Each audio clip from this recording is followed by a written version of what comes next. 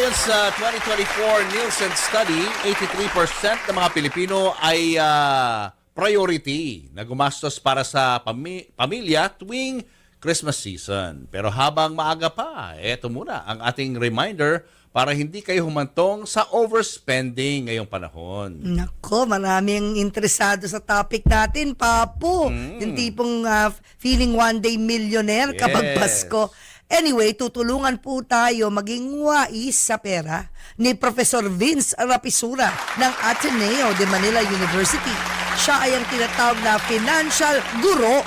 Welcome, Prof, sa aming show. Magandang hapon po, Prof. Hello Julius at Tintin at maraming salamat sa imbitasyon para magbahagi ng praktikal na tips sa paghawak ng pera bilang inyong financial guro. Actually, nasa Barcelona ako ngayon at damang-dama ko ang malamig na simoy ng hangin. Ayan. Sarap naman dyan. Baka naman pwede Baka tayo naman. makatikim ng paella dyan, Prof, ha? Ikain Sa nyo na lang Barcelona, kami, Spain. Prof. Tsaka Hapon Sarap Serrano. Yes, Ikain nyo ikakain kami. ko kayo. Oo. Prof, okay. Eto Ito common sense naman. No? Pag Christmas season, talagang tumataas ang spending ng mga tao. Ano yun? Parang, kumbaga, nahihikayat ba sila because it's the season of giving? Ganun ba yun? Kaya spend sila ng spend ng pagkakagastusan? Kumbaga, psychological need ba ito? Psychological ba yan? No, Prof? Oo. Siyempre, ang Christmas season kasi ito yung panahon ng selebrasyon ng pananampalataya natin at pamilya, no? Kaya tayo ay napapagastos. At itong panahon din na to, nagkakaroon tayo ng extra income, di ba? Dito dumarating yung 13th month pay, nagkakaroon tayo ng Christmas bonus o kaya mga performance bonuses, and therefore nagkakaroon ng mas kakayahang bumili o purchasing power ang mga Pilipino, no? So, yan yung dahilan kung bakit tayo ay napapagastos sa Christmas season or holiday seasons. Pero yun nga, pagkatapos ng Christmas season, Yak. Ito na yung papasok na yung mga problema. Yung iba nga dyan, Prof, nagagamit pa yung credit card sa pagsha-shopping. Tapos Yes. pagdating ng Enero, Pebrero, yun na, problema na. Yun na. Iyak. Correct. Oo. Kaya ang ina-advise ko talaga, Tintin at Julius, maging masaya tayo buong taon, hindi lang tuwing Pasko at bagong taon. Kaya meron akong actually 3 rules for budgeting during the holiday season. So yung una kong rule, dapat bawal tayong mangungutang ng pang-Christmas at New Year celebrations natin. So dapat ingat-ingat tayo sa ating credit card. Ang maximum na budget natin sa celebration ay kalahati ng bonus natin at kalahati ng 13th month pay, no? Kailangan kasi ay hindi natin inuubos yung ating mga bonus para lang sa selebrasyon. Dapat maging wais din tayo at ginagamit natin ito para makapag-ipon o kaya makapag-invest din, no? Yung pangalawang rule ko naman dyan ay unahin natin yung mga pang-araw-araw na mga pangangailangan before and after the holiday seasons, no? Katulad ng pagkain, gamot, kuryente, tubig, matrikula. Mahalaga ang mga bagay na to, no? And yung pangatlo, magplano tayo ng maaga para hindi tayo ubos biyaya. Let's be realistic with our expectations, lalong-lalo na sa ating mga kaibigan at ating mga kapamilya kapag tayo magbibigay ng regalo o kaya ng magpapaparty tayo, mag-set tayo ng realistic expectations para sa kanila, no? At syempre, i-take advantage natin yung pagdating din ng pera ngayong panahon na ito, no, from the bonuses and performance natin na makapag-ipon para sa susunod na taon. Yan, pag-isapan na rin, nabanggit nyo na rin yung pag-iipon para sa susunod na taon, pag-i-invest. Meron ba kayo may bibigay na mga tips, Prof, kung saan pwedeng i-invest ang 13th month pay at saka yung Christmas bonus? Kahit kalahati lang. Saan maganda ilagay, Prof? Oo. So, ako kasi ang mga Pilipino naman ay karamihan yan. No? I'd say 90% of Filipinos ang kinikita ay less than 100,000 pesos per month, no? Ang kinikita. So, para sa akin, mas maganda na doon tayo sa secure at panatag yung loob natin, no, kapag tayo ay mag-i-invest. So sa akin ay ito ay ang Pag-ibig MP2, napaka-paborito ko yan. Pwede rin nating i-top up ang ating pang-retirement. Meron tayong tinatawag na Voluntary My SSS Pension Booster. Paborito kong itong dalawang ito kasi ito ay 100% government guaranteed at ito naman din ay tax-free, no? So, yun yung aking ma-advise. Kasi itong mga ito, sigurado talagang protektado yung pera natin at mapaghahandaan natin yung future natin. Uy, maganda yan ha. Pension booster ng SSS. Yung mga ganyang tools, no? Financial tools ay magandang i-consider para hindi masayang yung mga pinagpagurang pera. Pero ito na nga, let's talk about gifting. Tayong mga Pinoy kasi parang ugali na natin na gusto natin magpasaya ng kapwa. Yes. Kahit na sabi mong kukurot tayo sa savings natin o sa sweldo nga. Yung napapagastos mentality, no? Sa pagbili ng mga regalo. Bigyan mo na lang kami, Prof, ng advice kung paano malilimit yung gifting expenditure. Oo. Actually, alam nyo, yung gift giving talaga, maganda yan kapag inaalam natin kung ano yung love language noong ating pinagbibigyan, no? Meron kasing a love language na words of affirmation, acts of service, quality time, physical touch. Ito ay mga non-financial gifts. Yung panghulima lang sa love language, yung receiving gifts na material, no? So, apat doon ay non-financial. So, pwede tayong doon magbigay ng regalo, no? So, anong translation nito? Pwedeng arts and crafts ang gawin natin, sariling gawa natin, yung i-gift natin, ano? Pwede rin na kunwari yung mga bata, turuan natin sila na ang i-gift sa mga magulang ay errands, no? Yung nauutusan sila o kaya gadget timeout, no? At makipagkwentuhan sa mga lolo at lola. Pwede ring magsulat ng letter. Ako sa totoo lang Julius at Tintin, ang gusto kong regalo sa akin ay lutong pagkain, 'di ba? Napaka-practical at yun talaga yung nagpapasaya sa akin, no? So lalong-lalo na sa mga bata, yung gift giving, magandang training ground ito para sa kanila na ma-realize na hindi lang material na bagay yung pupwedeng iregalo. Kasi equally important din yung ating oras at energy, yung relationships natin as gifts, no? So, kumari ako, ninong ako, no? Ang pwede ko namang ituro sa mga inaanak ko ay ang aking expertise, no? Actually, nagnininong na ako sa kasal ngayon eh. So, ang binibigay ko sa kanila ay financial planning, no? Para sa mga inaanak ko. So, yun, maraming mga bagay na pupwedeng hindi naman tayo kailangang gumastos ng malaki para magbigay ng regalo.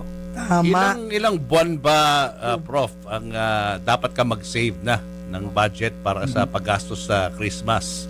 Kasi ako minsan nagpapanik ako eh. Kung kailan ngayong mga panahon na, no? Eto na, sunod-sunod na yung gastos. Ang pinagkukunan ko yung current na savings ko ngayon. Paano yan? Okay. So, kung gusto mong paghandaan talaga yung yung holiday season, January pa lang pinag-iipunan mo na yan, no? At pinagpaplanuhan mo na. Nilalagay mo na yung listahan kung anong ihanda mo at sino yung reregaluhan mo para over the course of the year, mayroon kang panahon para makapamili at makabili ng bargain at mapagpaplanuhan mo talaga, no? Para sa akin, yung talagang budget dyan ay depende, no, sa kung ano yung kasiyahan mo. Pero kung lalagyan talaga natin ng limit para sa akin, kalahating buwang sweldo, yaan yung ilalaan natin para sa gift giving and celebration para sa holiday season.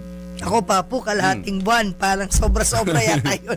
Pang-gifting ko kalahating buwang sweldo ni Papo. Parang sa YouTube. Parang ako na lang, sa akin mo na lang ibigay. Maraming okasyon yun Ako lang magbabudget. Hindi, pero tama ka, Prof. Ako, ang ugali ko, January kasi, mahina na ang benta, no? Sa mga mall, sa mga boutique. Yeah. Diyan sila magsisale eh. Doon ka dapat nasa shopping list, no, ng store na 'yon. Dapat tatawagan ka naman ng mga sales lady. Ganoon kami ni Papo, in fairness. Pag may nakita kami na gamit na mahal pa, sasabihan namin, 'di ba, yung mga suki naming mga tindahan, "Uy, tawagan mo kami pa nag-sale na 'to, ha." Ay, ma'am, di na ho magsi-sale yan. Yung mga sales lady ganoon minsan, bilhin niyo na ho yan. Hindi, okay lang kung di mag-sale.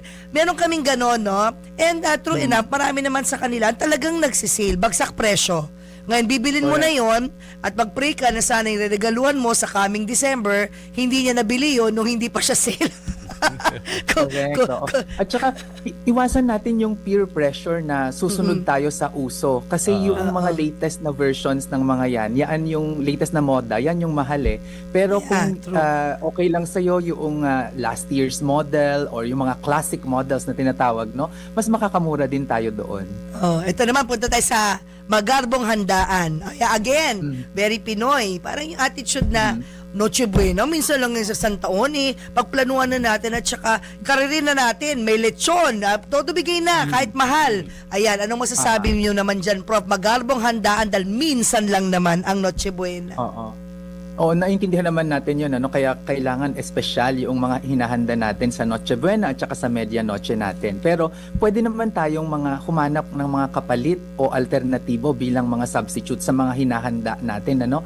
Ako for example, ang paborito ko ay instead na apple pie a la mode, yung nilalagyan ng ice cream ang hinahanda, pinapalitan namin yung apple pie ng turon, di ba? Para Filipino version siya. So we can be creative in coming up with alternatives.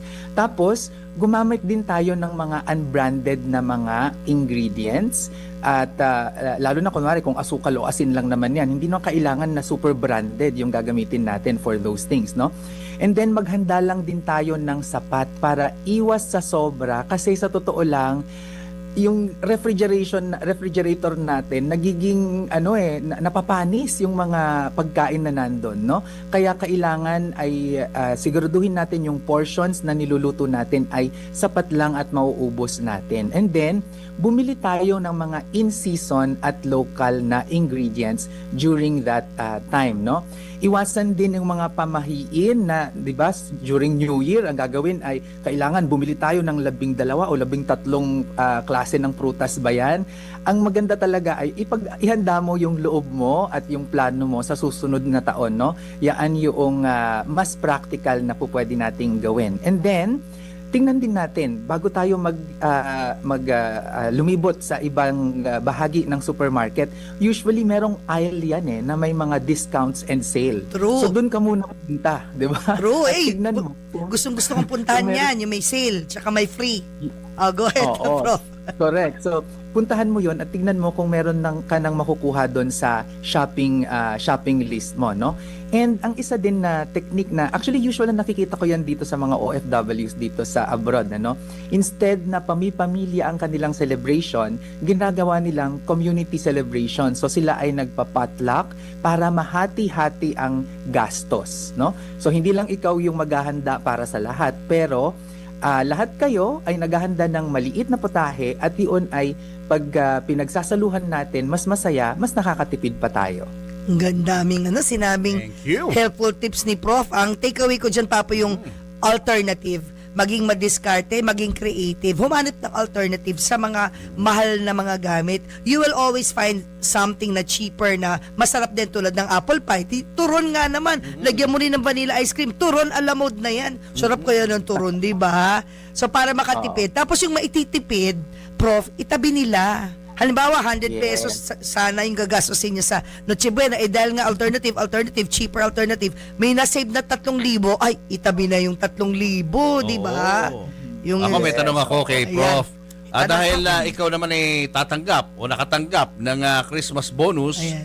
ano ba mga magandang investment na masasabi nating safe ang iyong pera kapag ito'y inilagak mo doon? Bukod sa SSS, sa Bukod doon, GSIS, ano pa something material mga pwedeng pasuking investment? or negosyo. Okay. So, sa akin pa, no, sa pag-i-invest para safe yan, ay pwede rin tayong bumili ng government treasury bonds, no, safe na safe din yan. Gustong-gusto ko ding naglalagay ng time deposit sa mga rural banks, basta hanggang 1 million lang yung ilalagay mo para sure pa rin na covered ng Philippine Deposit Insurance Corporation. At ako, ang isa sa mga strategies ko talaga sa pag-i-invest, no? Kaya ako tinawag na social investor ay dahil naglalagay ako ng investment sa mga kooperatiba dahil naniniwala ako na kapag sa kooperatiba tayo naglagay ng ating savings, mas mataas yung ating kikitain, pero at the same time, nakakatulong tayo sa mga maliliit na negosyante, sa mga farmers, sa mga empleyado, no? Kasi sila yung tumatangkilik niyan sa and we are able to help the local economic development kapag ito yung ginawa natin. Ay, true. True din po yan, Prof. Yung Caritas, matagal na po namin tinutulungan ni Julius kasi yung mga baskets nila, gift baskets nila, gawa yun ng iba't ibang mga kooperatiba na tinutulungan po ng Caritas Manila. Kaya thank you kay Father Anton dahil every year din po yan. Tradition na rin po namin yan, Father. Ay, Father! Tinawag mo father si Prof, paliwanag mo pa nga na konti itong rural, yung binabanggit mo na investment.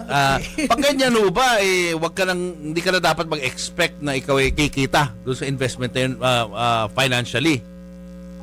Hindi kasi usually ang mga rural banks time deposits maski sa cooperatives yung time deposit nila di hamak na mas mataas yung rates na binibigay compared sa mga commercial banks sa mas mababang halaga. Okay. So say for example sa commercial bank ikaw ay magdedeposito ng 1 million pesos, that will attract siguro mga 2% per annum. Mababawasan pa yan ng withholding tax, no? Pero kapag sa co-op ka naglagay ng 1 million pesos, yung 1-year term na yan, aabot yan malamang ng 6%, 7% annum, tax-free pa. How do you know kung sino yung mga legit na mga cooperative? Yes. Oo. So ito yung aking quick tip para makapili tayo ng matatag at siguradong hindi fly by night na mga cooperatives, no. Yung rural banks medyo safe yan kasi may PDIC, no, basta hanggang 1 million pesos. Yung cooperatives, siguraduhin natin na 10 years sila at least in existence. Tapos yung kanilang headquarters ay pagmamay-ari nila, hindi sila nagrerenta doon, no. So yung mga branches nila pwedeng nagrerenta lamang sila doon, pero yung headquarters ay dapat ay pagmamay-ari nila. At pangatlo, mayroong tinatawag na Co-op Pesos Score na inilalabas sa audit ng Cooperative Development Authority. Hanapin natin yon at ang score na hahanapin natin ay 80 points pataas. So siguradong mas sigurado tayo na safe yung mga cooperatives na ito. At ang ROI niyan, Prof, gaano katagal? Oo. So yung ROI niya usually kapag pag 7% per annum yung kinukuha yung rate na nakukuha natin, roughly around 10 years nagdodoble yung ating deposit. So yun yung estimate. Malaki din kasi kung nag-invest ka ng 1 million in 10 years, pwedeng maging 2 million, no? Yung investment mo. Oo. Better So in the same than manner, parang ordinary ganyan din savings. sa Pag-ibig MP2. Kung 7% sila per annum, in roughly 10 years or 9 years, you will get double your money. Oo. Meron ka bang social media post about this, Prof, na pwede naming matignan at ma-share yung to get to know more about it? And siguro, Prof, hindi Father, hindi rin Doc, Prof na, tama na to. Pagbalik nyo, baka pwede namin kayo ma-invite dito sa studio. Dito kayo mag-guest mismo sa harap namin ni Papo para mas, di ba, mas maganda pag face-to-face, di ba? Enjoy nyo muna yung trip nyo sa Spain. Ayun po. So, meron po ba kayong Facebook page o para mapuntahan po ng ating mga taga-panood? Oo. So bisitahin lang po nila ang aking YouTube channel, Facebook, TikTok, Instagram. Lahat po yan ay under my name, Vince Rapisura.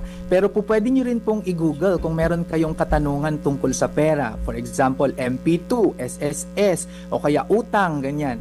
Ilagay nyo utang, tapos idugtong nyo po ang aking pangalan, Vince Rapisura. Lalabas po yung mga vlogs na naisulat ko sa aking website at saka yung mga videos na nagawa natin sa YouTube at saka sa Facebook para po mapanood ninyo at makakuhanan ng impormasyon. Ayun, TikToker pala si Prof. Oo, kaya maraming matuturuan ka, Prof, na mga Gen Z or mga millennial, di ba? Kasi yun ang kanilang digital space. Para habang lumalaki, marunong silang humawak ng pera. Panghuli na lang po, Prof, advice sa mga Pinoy on spending ngayong Pasko. Okay. So isa lamang po ang gusto kong tandaan ninyo ha kapag papasok ngayong Kapaskuhan para makaiwas sa temptasyon sa sobra-sobrang paggastos. Maging masaya buong taon, hindi lamang tuwing Pasko at bagong taon, no? Para maisakatuparan yan, tandaan ang aking 3 household budgeting rules. Umiwas sa utang, unahin ang mga pangangailangan, at pangatlo, magplano ng maaga para hindi tayo ubos biyaya. Tama. Bawal ang ubos biyaya, magplano ng maaga at magtira din para sa sarili, lalong-lalo na sa inyong retirement na pag marami ng sakit, kailangan may ipon. Di ba, Prof? Thank you, Prof! Yes. Thank you, Prof. Vince.